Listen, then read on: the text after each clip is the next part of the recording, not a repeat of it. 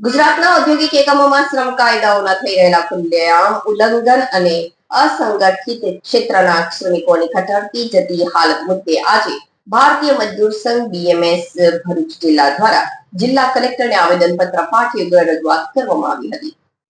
સંઘના આગેવાનોએ આક્રોશ વ્યક્ત કરતા જણાવ્યું હતું કે હાલમાં કોન્ટ્રાક્ટ કામદારો પાસે 8 કલાકના બદલે 10 થી 12 કલાક સુધી વેતરું કરાવવામાં આવે છે, છતાં તેમને પૂરતું વેતન આપવામાં આવતું નથી.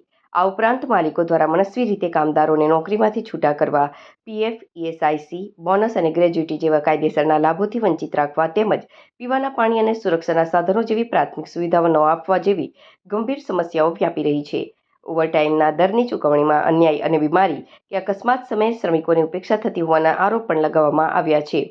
ભારતીય મજદૂર સંઘે કલેક્ટર માધ્યમથી રાજ્યના મુખ્યમંત્રી અને શ્રમ મંત્રીને સંબોધીને માંગ કરી છે કે તારીખ 1/4/2026થી અમલમાં આવેલા નવા 4 શ્રમ કાયદાઓનું તાત્કાલિક ધોરણે ચુસ્ત પાલન કરાવવામાં આવે. વધુમાં શ્રમ વિભાગમાં ખાલી પડેલી જગ્યાઓ સત્વરે ભરીને શ્રમિકોને ઝડપી ન્યાય અપાવવા, સમાન કામ સમાન વેતનનો અમલ કરવા અને ઓવરટાઈમની રકમ ડબલ દરે ચૂકવવા જેવી માંગણીઓ પણ આ આવેદનપત્રમાં દોહરાવવામાં આવી છે.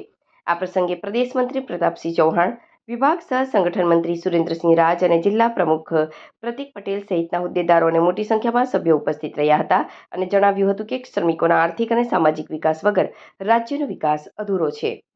પ્રતાપસિંહ કુમારસિંહ ચૌહાણ, ભારતીય મજદૂર સંઘ ગુજરાત પ્રદેશ મંત્રીની જવાબદારી. ભારતીય મજદૂર સંઘ ગુજરાત પ્રદેશમાં નક્કી થયા મુજબ 5/5/2026ના રોજ સમગ્ર ગુજરાતની અંદર કોન્ટ્રાક્ટ પ્રથાના કોન્ટ્રાક્ટના કર્મચારીઓ માટે એક આવેદનપત્ર આપવાનું નક્કી કરેલું છે. તેના અનુસંધાનની અંદર આજરોજ કલેક્ટર શ્રી મારફતે ગુજરાતના શ્રમ અને રોજગાર મંત્રી અને માનનીય મુખ્યમંત્રી શ્રી ભૂપેન્દ્રભાઈ પટેલને આવેદનપત્ર આપવાનું છે. કોન્ટ્રાક્ટના કામદારોનું જે ઇન્ડસ્ટ્રીઝના ઉદ્યોગપતિઓ દ્વારા જે શોષણ થઈ રહેલું છે, જેમ કે પગાર સ્લીપ નહીં આપવી, ડબલ ઓવરટાઈમ નહીં આપવો, બોનસ નહીં આપવો, પગાર સ્લીપ નહીં આપવી અને લઘુત્તમ વેતન નહીં આપવો, આવા પ્રશ્નો અનેક પ્રશ્નોને લઈને અમે આવેદનપત્ર આપવા જઈ રહેલા છે અને સમગ્ર ગુજરાતની અંદર આ કાર્યક્રમ દરેક જિલ્લા મથકે થઈ રહેલો છે. તેના અનુસંધાનની અંદર આજ રોજ આવેદનપત્ર આપવાના છે અને આવનાર દિવસોની અંદર મુખ્યમંત્રી અને શ્રમ રોજગાર મંત્રીને પણ મળવાના છે આ પ્રશ્નો બાબતે. અને જો તેમ છતાં બી કોન્ટ્રાક્ટના કામદારોનું શોષણ થતું નહીં અટકે તો ના છૂટકે ભારતીય મજદૂર સંઘ ઉગ્ર આંદોલન કરશે. અસ્તુ ભારત માતા કી જય.